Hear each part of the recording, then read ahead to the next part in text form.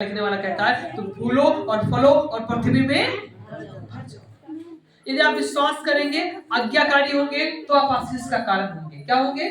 आज्ञाकारी होंगे तो आप आशीष का कारण होंगे। यदि आप आज्ञा नहीं मानेंगे तो फिर ठीक है, जो अच्छा लगे वही करें।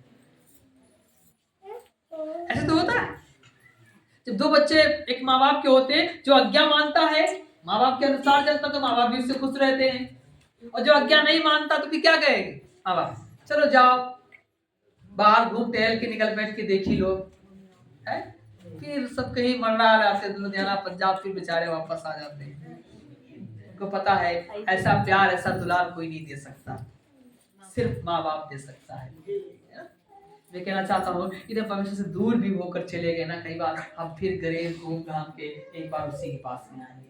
हमको पता है कि हमारा जैसा सुनने वाला इस दुनिया में कोई, जितना परमेश्वर सुनेगा उतना कोई आपकी बात को नहीं। इससे बात अच्छी बात है कि आप परमेश्वर की बात करें। Hallelujah hallelujah. चलिए इतनी देर में आपने क्या क्या सीखा सुनिएगा। नंबर 1, सबसे पहले तो यदि हम प्रभु पर विश्वास करते हैं तो परमेश्वर हमें हर संकटों से मुसीबतों से बचा लेता है। क्या करता है? क्या करता है? यदि हम आज्ञाकारी बनेंगे तो हम सुरक्षित भी रहेंगे, आशीष का कारण भी रहेंगे, है ना। यदि हम आज्ञाकारी नहीं होते तो फिर ठीक है, अपना अपना करो, है ना। पर आज्ञा मानने का कारण यही है कि हम आशीषित होते हैं, हमें छुटकारा मिलता है। जब विपत्ति कई बार आती है, इससे पहले हमको चीजें दिखाई या लोग कहते हैं ना हमारी आंख भड़कती है, कुछ ऐसा लोग बोलते हैं, तो कहीं ना कई बार लोग को मुसीबत का शिकंजा कहीं ना कहीं दिखने लगता है। ऐसा दिखा तो नहीं, मुझे नहीं पता है, पर ऐसा लोगों का अनुभव है ना। मैं कहना चाहता हूं एक बार कठिन परिस्थितियां आने से पहले आपको चेतावनी मिलती है, आप ध्यान दीजिए। आपको परमेश्वर का वचन वार्न करता है, एक बार ध्यान दिलाता है कि आप अपने आप को फिर से एकजुट होने का काम करें। सुनिएगा, स्वर्गदूतों ने लूत को आज्ञा दी। क्या दी? क्या दी? आज्ञा दी, जिसके द्वारा वो उसका जीवन, उसका परिवार बचाया गया। दूसरी बात, लूत की पत्नी जब इस बात पर उसने संदेह किया तो लास्ट में जाके क्या हो गया? नमक का खंबा बन गया। दूसरी बात, लूत परमेश्वर के दूतों के द्वारा, परमेश्वर की सामर्थ के द्वारा हमेशा के लिए वो बचाया गया। हालेलुया।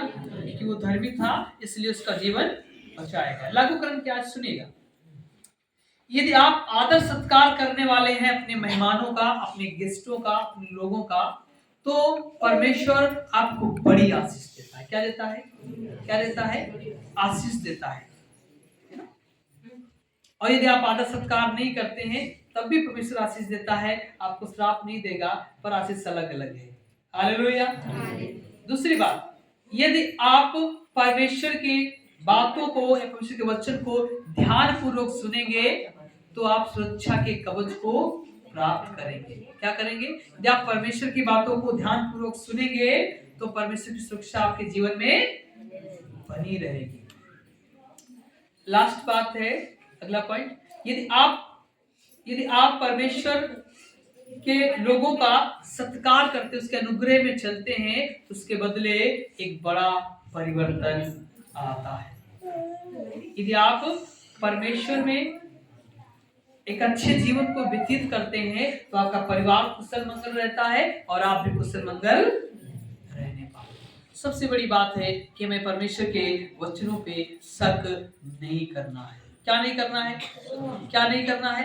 शक नहीं करना कि ऐसा हो सकता है या नहीं हो सकता। परमेश्वर का वचन कहता है आकाश और पृथ्वी चाहे टल जाए पर परमेश्वर का वचन कभी टलता, परमेश्वर का वचन कभी टलता नहीं है।